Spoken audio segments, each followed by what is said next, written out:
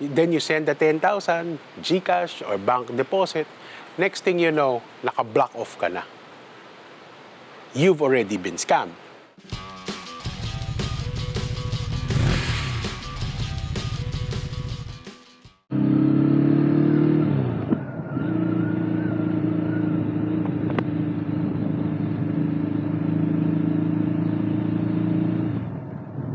Hi guys, welcome back.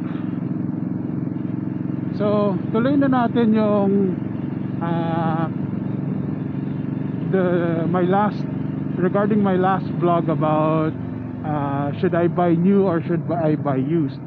So I guess by this time now you've already thought really hard and gusto mo na talagang magka motorcycle. Now, my basic tips for you when you're deciding whether you really want a motorcycle is not very far off from what I suggested before. Take a lesson first.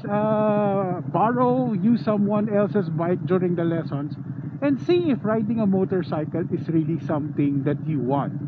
No? Baka naman kasi marami dyan just wanted to, ano mo yun, childhood dream nila na to ride a motorcycle, to ride a scooter and all those, but not really realizing it's not as easy as what a lot of riders do. Kumbaga, pag tinignan mo parang ang dali-dali, actually it's not, because you are always thrown under the elements na hindi mo nararamdaman when you're riding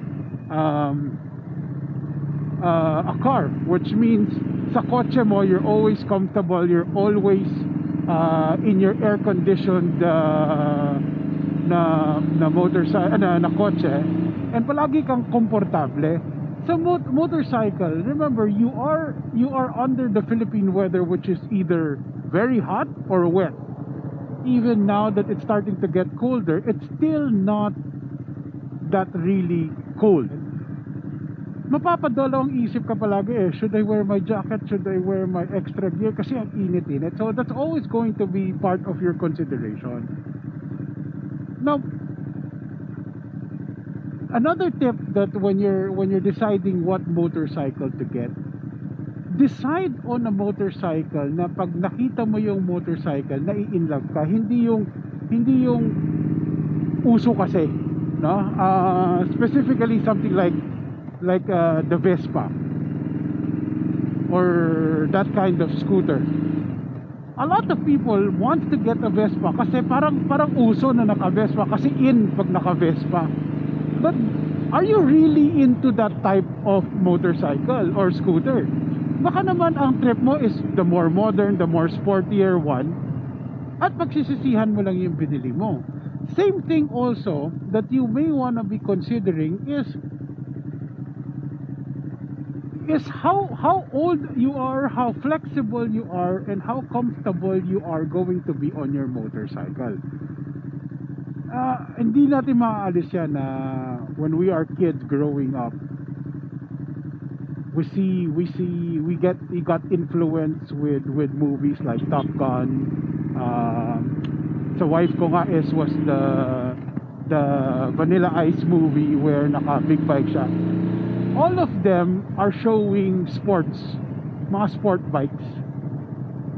But one consideration with sport bike is they are designed for speed, they are designed to be very aerodynamic, they are designed to be aggressively ridden. So ang position mo is naka-crouch. Ang problema sa ganong position, and it's not going to be comfortable, especially in traffic or for long touring. It's really very nice. It's a very good position if you're going to drive it aggressively, like on the racetrack. Yeah. So yung naka-tuck down ka ng ganon, yun yung perfect, kasi when you corner your tuck down, it makes you a lot faster. Pero how often are you really going to bring it to the truck, or are you even skilled enough to bring it to the truck? So baka you may want to consider different type of motorcycle. The cross between something that is more comfortable to something sporty is what they call the standard bikes, like that Ducati, the Scrambler and the Monster. Those are closer to the standard ones, no? So yung mga titingnan mo dyan are what they call sports naked bike, no? So it's medyo sporty, but the sitting, yung position mo is going to be more comfortable kasi yung handlebar is taller. The foot pegs are not too far back, so meaning hindi ka naka-crouch. Mas mababa usually yung foot pegs din niya, and in most cases even the seats are what they call the seat height is more manageable in a sports naked as compared to like some of the sports bike na talagang medyo mataas din yung upo nun kasi they have to put you in a crouch position, and they usually put up also the foot pegs para pag nagko-corner sila ng malalim hindi ka nag-scrape. The next one that you also may want to be considering are the cruisers, diba? The cruisers are probably the most laid back.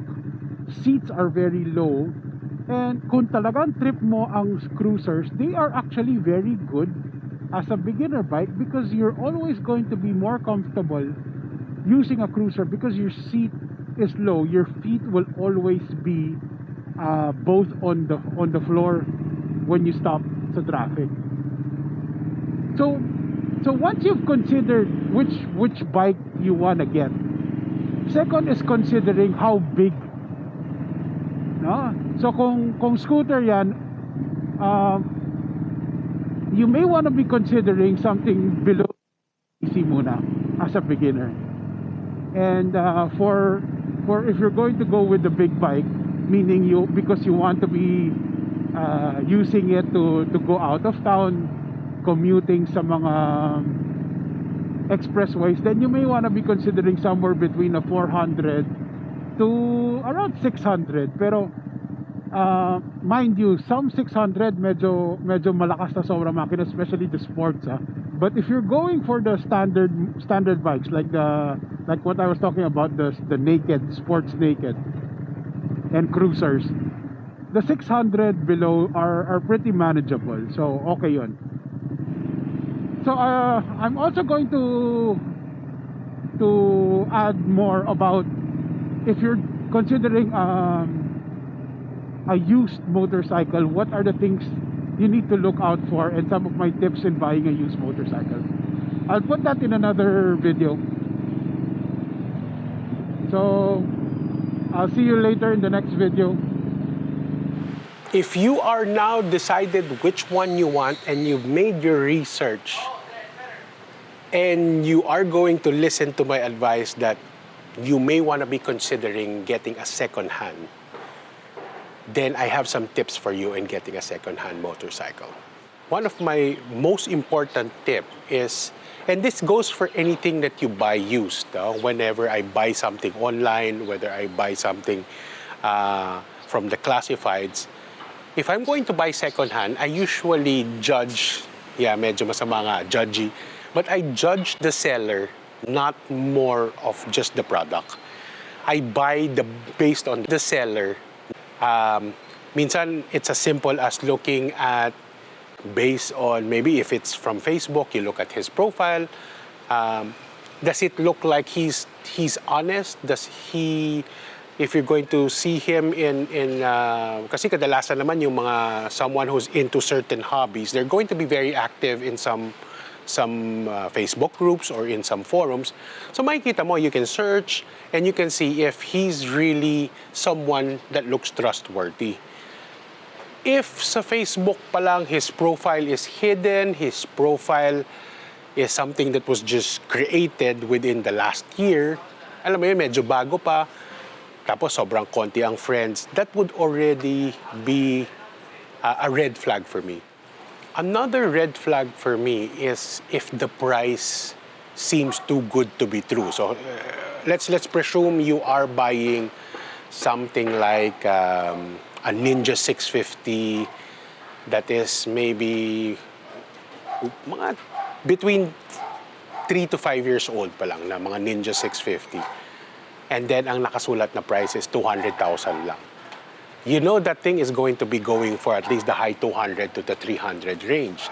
And then someone's going to post 200,000 na lang kasi urgent, I need money. That would usually be a red flag because if I'm a real seller, if I really just want to let go of the bike, I will drop it if it's going price is 280 to 300. If I drop it to 250, ano na yan marami na ang kukuha. If I drop it too much, it looks like too good to be true na yung mga tao is, uy, ang mura. Oo, tapos you get in touch with the buyer, tapos may istorya siya kasi na-aksidente, kailangan nilang pera, medical, and all those. No, sometimes it might be true, but in most cases, what I've heard among people is sasabihin, oh sir, reserve ko na ba sa'yo? Kasi marami nang tumitingin, marami nang tumatawag sa akin. Kahit 10,000, deposit mo muna para i-reserve ko na sa'yo kasi bukas ka pa makakadalaw.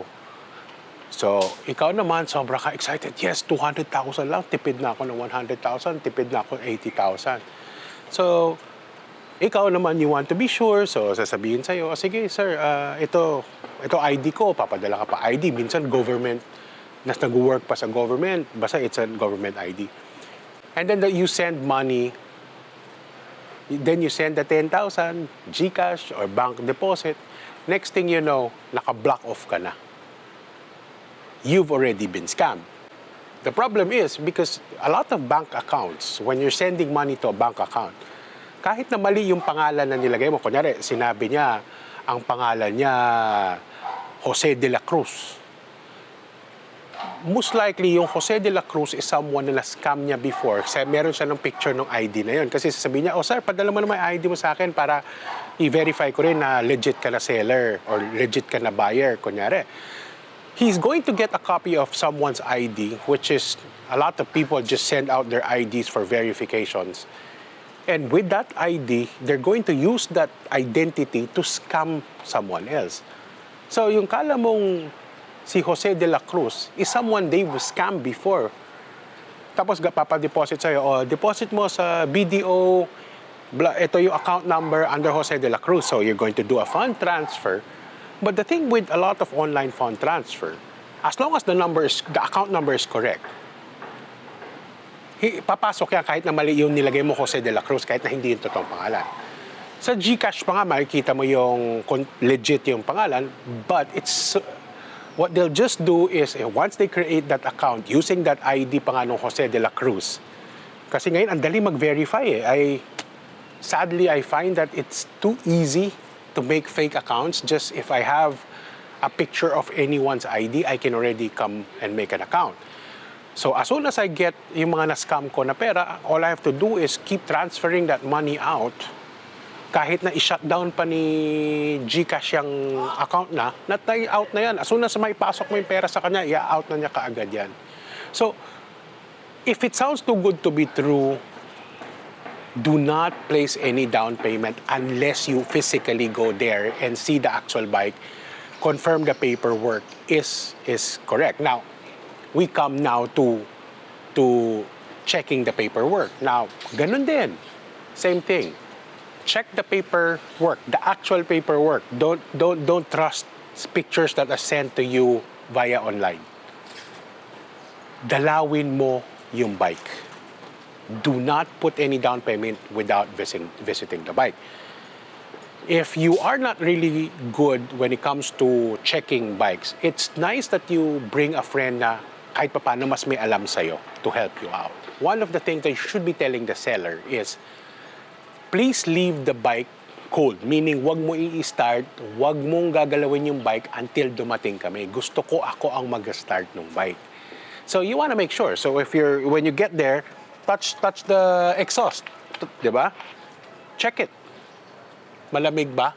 Kung mainit 'yan, medyo kakabahan ka na because a bike that is already warmed up will hide so many problems. Ang gusto mo is when you get there is ikaw ang magko-cold start, no? So you're going to start the bike. So click it, start it. it should start immediately. No, this is a cold bike. See, this is a cold bike. No? Starts easily.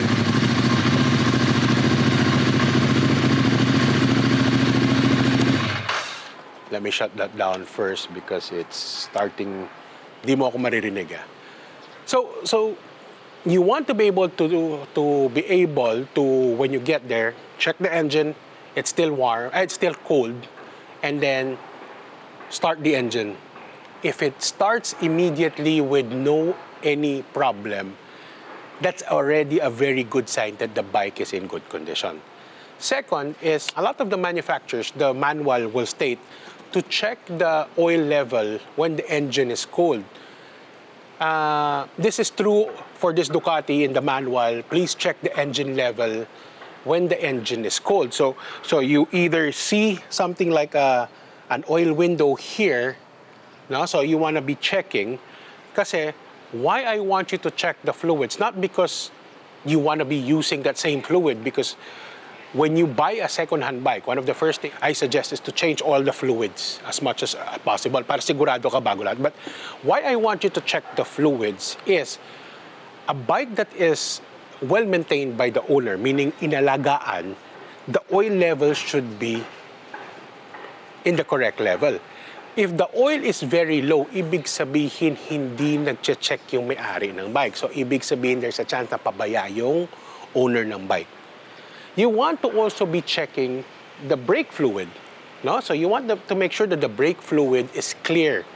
Ayaw mo ng cloudy or maitim. Hindi rin nababantayan yan. But yung brake fluid, mas forgivable pa yan kasi usually ang palitan yan is mas matagal kaysa sa oil.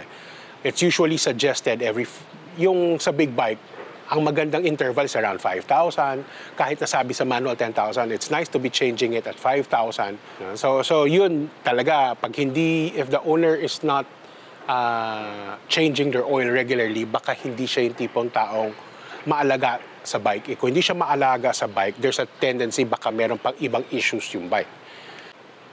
Part is chichikahin mo rin yung nagbebenta. Medyo, alam mo yan, you don't want to be interrogating them as if may tinatago sila. But you want to be chami-chami, kwentuhan. Bakit mo binibenta yung bike? May bibili ka na bago? Upgrade ka na ba? Lumabagalan ka na ba? Yung mga chit-chat, gano'n-gano'n. Saan mo ba pinapark to pag dito sa bahay? Why you want to know where the bike is parked is by looking at the floor. If you look at the floor, tas merong mga oil marks doon, there's a big chance may tulo yung motor, no? You may want to also be just touching the base of the engine dito kadalasan where the drain plug for the oil is kasi kadalasan doon ang leak. And check if there's actually marks of oil leaks, no? So kung hindi mo makayukod, you just use your camera to take a picture and then see if there's any oil mark. But minsan, kahit na nga walang oil mark, but it's sobrang linis ng ilalim, kinakabahan din ako sa ganon. Because if a bike is being used, yung ilalim, it shouldn't be that clean. So sobrang linis is also a red flag. Why are they cleaning it too much? Are they hiding anything? No? So, yun yung mga ano. Now, when it comes to now that you're in person, you're looking at the bike, you also want to be checking now the paperwork. No? So, paperwork meaning year, model, color, are they all in order? Is the engine number or the VIN number correct? The VIN numbers are located at the head post ng motorcycle. That's where most of them are. No? So if that paper matches, then that's a good sign. No? One of the things that I'm not very comfortable buying is used cars, used motorcycles that have an open deed of sale, meaning the current owner of the bike is of course not the first owner kaya nga may open deed of sale. Sa akin, as much as possible, if I'm buying a second-hand motorcycle, I want to be buying directly from the owner. Meaning the paperwork is under the person who is selling. Siya mismo yung may-ari ng bike. Whether he's the first owner, whether he's the second owner, I want to, as much as possible, buy from someone whose name is already in the OR and the CR. Ang kadalasan kasi sa akin, ang nafe-feel ko, if someone is selling you a motorcycle na naka-open deed of sale, the one who is currently using the bike na iniwan niya as an open deed of sale, there's a chance wala siyang plano to keep the bike long term. Kung wala kang plano to keep your bike long term, ibig sabihin, of course, hindi ka magiging mas maalaga doon. That's just me. That's just me. Yung iba naman, they wanted to test the bike, so okay, but this is where when you talk to the seller, this is where part of yung kwentuhan nyo to find out, bakit naka-open deed of sale, di mo na pinapalit? See if their story is credible. Kasi pag medyo hesitant siya sumagot, then nasa sa inyo kung you wanna believe that story or not. Diba? But, kaya nga, it boils down to my very first tip. Buy based on the credibility of the seller. Diba? Another thing with open deed of sale is minsan nakikita ko ang tagal na nasa kanya yung papeles, tapos when you check, the previous owner, yung ID, expired na. Baka magka-problema ka when it's time to change to you. Saan mo hahanapin yung original owner? Remember, yung second owner, hindi sa kanya nakapangalan, and you don't know if he's going to be willing to help you out to locate the original seller. Kasi wala na, sold na. Diba? So those are some of the possible things that can be issues if you're going to buy something that is not under the person's name. Diba? So, kung kaya, buy from the first owner pa nga. Yun. I'm willing to pay a premium. I'm willing to pay more for something that is directly being purchased from the first owner. Alam mo, yung first owner, pinag-isipan niya to, malamang binili niya as brand new at inalagaan niya yan. And most likely, he's just upgrading, that's why he's selling it. So one of the things you want to be looking is if the bike has been in an accident. So, kadalasan, it could be just a very simple fall. So usually you check yung mga dulo. Like this one, it already comes with an aftermarket bar end. So baka you want to be asking, bakit mo nilagyan ng ganyan? Mula ba bago kinabit mo na yan? No? So those are things na you want to checking. Pero pag chinek mo, you want to make sure na wala ba siyang tama. Tapos, are they matching sa left and right, no? So you also want to be looking at the levers, like the brake lever. So something like this, if you're going to notice, like the one that I have, my foot brake, the rear brake lever, in this case was bent because I've actually tipped over this bike already. So if you see something like that, feel free to ask. A bike that has tipped is not really a red flag. But if it's something like this and the seller is not going to be very honest about it, yan ang medyo magiging red flag. Pero kung inamin niya, nag-tip over, nadulas ako that's okay. Listen to the story all the time. Sasabihin mo yung mga chinench na accessories. So if he's going to charge you a premium, kasi nga, nakaganito, naka-Akrapovic na naka-exhaust, naka-Corbin na seat, carbon fiber inserts, okay, sure, no problem. But can I have the original parts that you remove from it? Kasi baka naman napalitan yung mga ibang parts, sasabihin sa accessories, yung pala dahil sa isang accident. But if you can ask for the original parts, that's also going to be another way of saying na, talagang kinabit niya to kasi gusto niya. And not because it was replaced to cover up an accident. Now, another thing that you want to be looking into, mga tires. No? People who don't care about too much about their motorcycles, kadalasan yung tires mismatch. Meaning, ibang model yun na sa harap, ibang model na sa likod, baka iba pa yung brand. Someone who takes care of their motorcycle will have and will replace, most of the time, their tires together, the front and the rear. And if they're going to replace it, they're always going to replace it with matching set. So if this one is using Bridgestone Batlax A41, then the back one will also have Batlax A41. So check mo. Now, if you are buying something that is older than a 5-year-old, and the bike and the tires are still using the stock tires, yung original, that can be something that you can bargain for because kahit na hindi pa pudpud yung bike na yan, ay yung gulong na yan, around 5 to 6 years, it's about time you need to have it replaced na rin because old tires will start to show cracks already. So, yun. Baka pwedeng gamitin mo as bargaining yun if the bike is already 5 to 7-year-old. I hope I was able to help you in choosing your next bike and how to actually get your as a used motorcycle.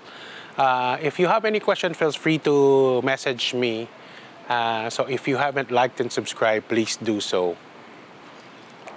Till the next vlog, bye.